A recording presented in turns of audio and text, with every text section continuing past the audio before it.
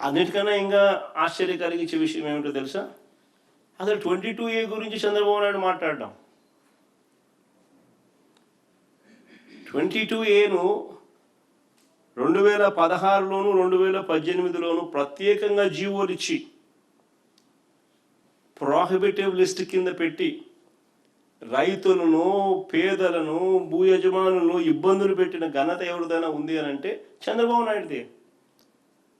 2016, 2018లో అడ్డగోలుగా జీవోలు ఇచ్చి అడ్డగోలుగా 22Aలో పెట్టి ఇబ్బందులు పెట్టిన పరిస్థితి.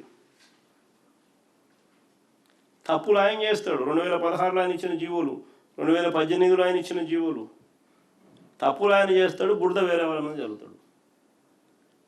మా ప్రభుత్వ హయాంలో ఆ తర్వాత మేము వచ్చిన తర్వాత రైతులను, పేదలను దృష్టిలో ఉంచుకొని వారికి శాశ్వత హక్కులను కల్పించాం.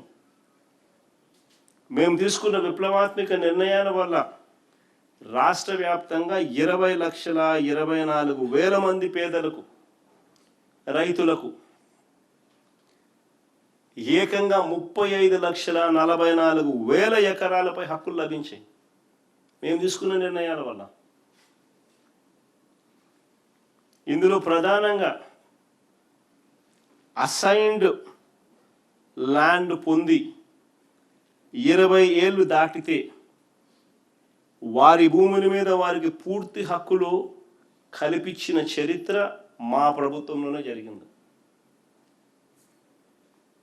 ఒరిజినల్ అసైనీలకు లేదా వారి వారసులకు మాత్రమే వర్తింపు చేస్తూ మేము తీసుకొచ్చిన ఈ చట్టం ద్వారా ఏకంగా 15,21,160 మంది అసైన్డ్ నిరుపేదలకు 27,41,698 ఎకరాలపై పూర్తి యాజమాన్య హక్కులు వచ్చాయి.